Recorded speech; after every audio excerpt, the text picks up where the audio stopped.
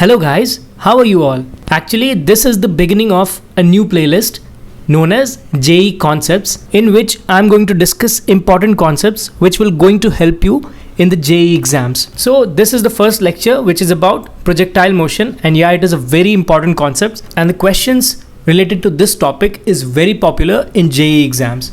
So let us begin. So this projectile motion, I'm going to cover it with following subtopics in mind. The first one is like introduction, then horizontal motion, vertical motion, time of flight, range, maximum height, and equation of trajectory. So the first one is introduction. Well, the question is like, what is basically a projectile motion? Well, you can think of it like suppose right now you are at the earth surface, and suppose you're having a stone or something like that, okay, and you are now throwing that stone obliquely like this. This stone is basically the projectile for us in this particular case of stone, and the path which this stone takes before falling again onto the surface like this is basically the projectile motion.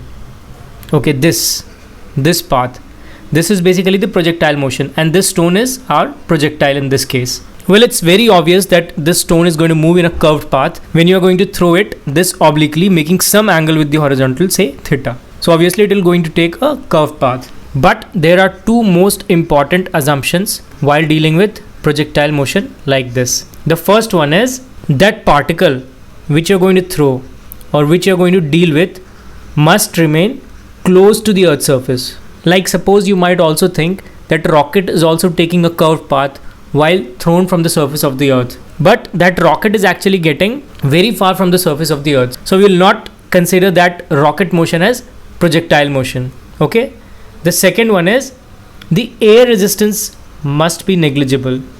Like we are considering the cases in which the air resistance is very negligible, like we are neglecting the air resistance while dealing with the projectile motion. So these are the two important assumptions while dealing with projectile motion. So now we can say that this projectile motion is nothing but a plane motion, like the motion is happening in a plane, like here. Suppose this is XY plane. So that motion is happening in a plane, and that too with constant acceleration. Okay, the acceleration is constant. And what will this acceleration?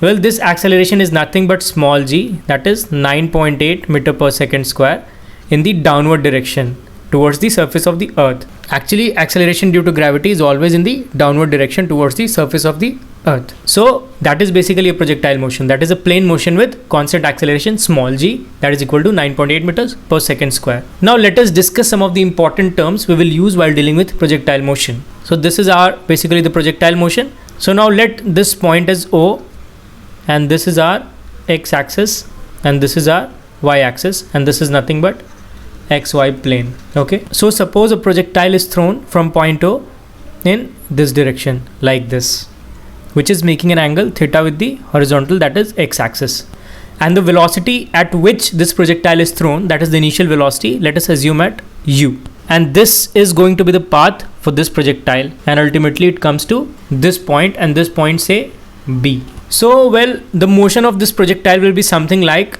it will just start its motion from this point O, and it will travel like this. It will reach to some highest point, say A, and then it will again come to B, which is at the earth's surface, and this point O is known as point of projection. And this angle theta is basically called as angle of projection, at which that particle is basically thrown from the horizontal, that is this angle is from the horizontal, which is x-axis over here.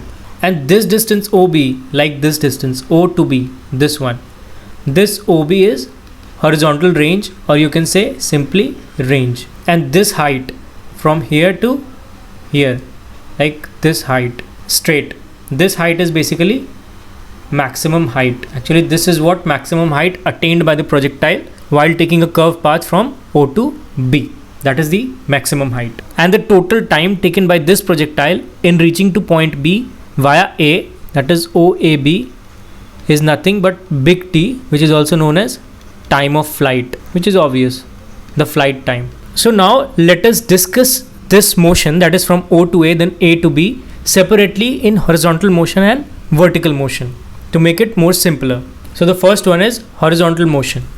Well, this is again y and this is again x, that is x-axis and y-axis, and this we are dealing with xy plane. Okay, and the particle is thrown like this u at an angle theta from the horizontal axis, that is angle of projection, and that is velocity of projection, and this is point of projection O, and this is A point and this is B point. This is the maximum height and this is the B where the particle falls again to the earth's surface. So when you look over here, this is basically the initial velocity u of this projectile, which can be divided into two components. This x component, which is nothing but this is u, this is theta, so this will be u cos of theta, and this vertical component, which is u sine of theta.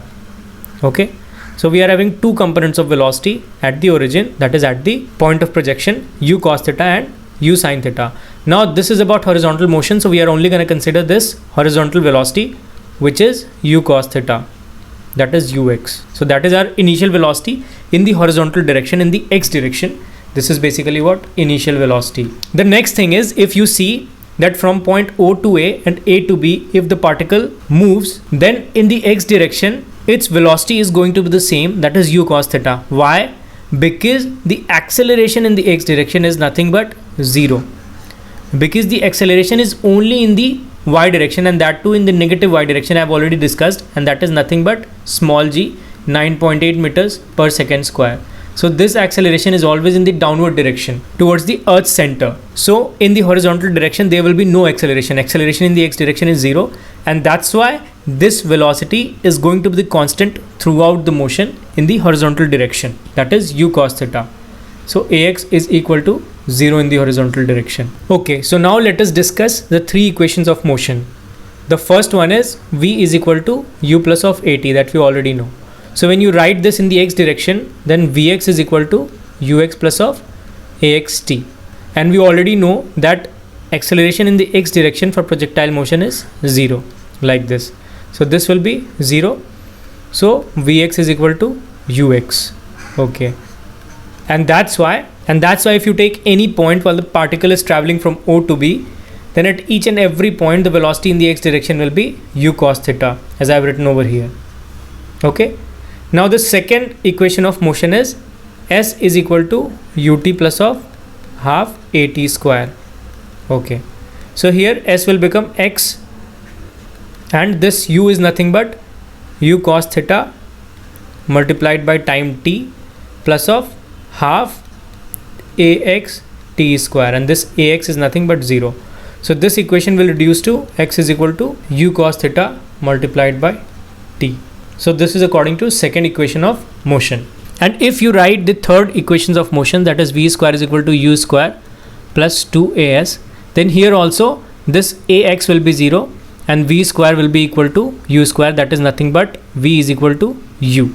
This will again same as the first equation of motion. So these two things are very important, like the final velocity will be equal to the initial velocity because acceleration is 0 in this direction, or we can say that in the horizontal motion this projectile behaves as a constant velocity motion. From the second equation of motion we are getting that x is equals to u cos theta multiplied by t. So these two things you need to remember for the horizontal motion. Now let us move towards the vertical motion. Well, for the vertical motion, again this is y axis and this is x axis, this is point O, that is point of projection, this is angle theta, this is u, this is angle of projection, and this will be u cos theta in the x direction, and this will be u sine of theta in the y direction, and this will be point A and this will be B. So in the y direction, as I have already told, this acceleration is nothing but minus of g, or if I am already showing the direction, then this will be plus of g, that is equal to 9.8 meters per second square. But this is in the negative y direction. So when somebody tells you that what will be the acceleration in the y direction, then ay you are going to write as minus of g, or minus of 9.8 meters per second square. But here we are not showing the direction like over here. That's why I've written here plus g, because I am already showing the direction. Here I am not showing the direction, that's why minus of g. So here the initial velocity, that is uy, is nothing but u sine of theta, and the acceleration in the y direction is nothing but minus of g meters per second square. These two things are very important. Now again, keeping in mind these two things, we can write the equations of motion. So the first one is v is equal to u plus of at. This v is nothing but v of y, and u of y is u sine of theta plus A is what? Minus of G multiplied by T. So this Vy will be equal to u sine theta minus of gt. So this is the first equation in case of vertical motion. So the second equation of motion will be s is equal to ut plus of half at square. So putting all the values according to the vertical motion, this y is equal to u sine of theta multiplied by t plus of half, this a will be nothing but minus of g multiplied by t square, that is equal to u sine of theta multiplied by t minus of half gt square, and this is nothing but y. So this is according to the second equation of motion. The third equation of motion will be like v square is equal to u square plus 2as. So this v square is equal to u square is nothing but u sine theta square plus of 2 minus of g into y. So this v square is equal to u square sine square theta minus of 2gy like this. Okay, so this is 3 and this is 2 and this is 1. So these three are very important equations in case of vertical motion. The first one, the second one and the third one. Now let us move towards finding the time of flight. Well, again this is nothing but y-axis and this is x-axis. Now this is again O, that is point of trajectory, and this is velocity u at which that particle is thrown, and this is angle of trajectory, and this is u cos theta, and this is u sin theta. Okay, and this is point A and this is point B. So for finding the time of flight, actually we need to find the time which this particle takes in going from point O, this point, to point B, this point, via A, like this. So for that we are already having equations. The first equation is like for the horizontal direction, x is equal to u cos theta multiplied by t. This t is supposed to be the time of flight, that is time taken in reaching the particle from point O to point B via A. So this is, I am assuming, as capital T. So I can write over here that is x is equal to u cos theta multiplied by this capital T, and this x is nothing but OB. This x is OB, this one. That is the range in this case. Okay.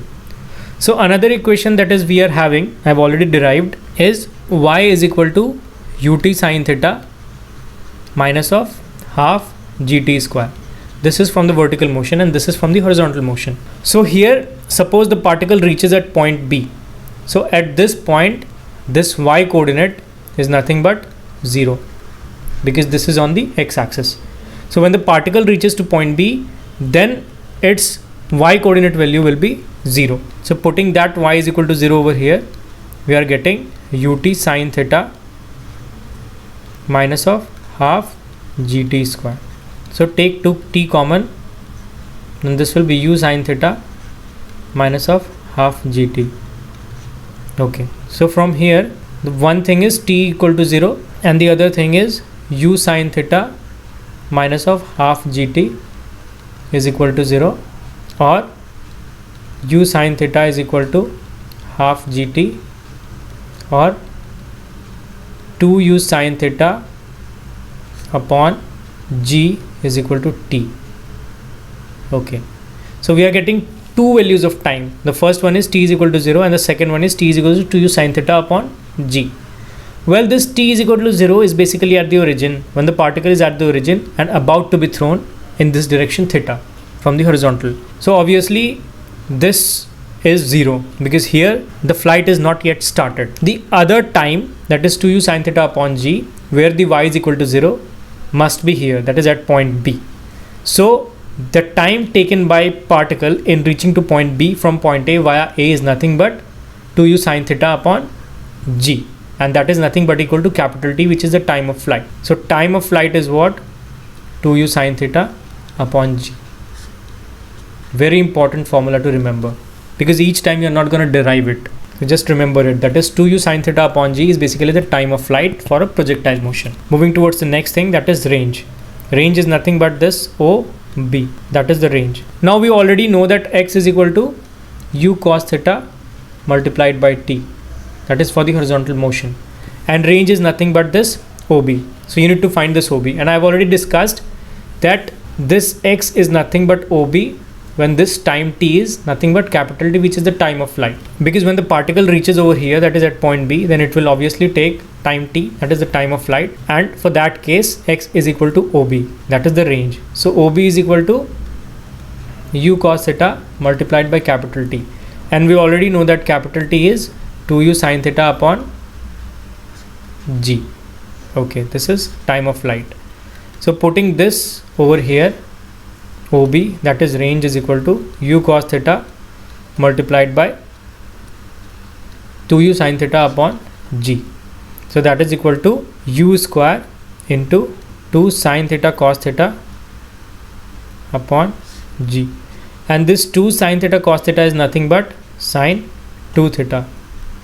Okay, so OB is nothing but equal to u square sin 2 theta upon g. That is the range for this projectile motion. This is also very important to remember, that is range of the projectile motion is u square sin 2 theta upon g. Time of flight is 2u sin theta upon g.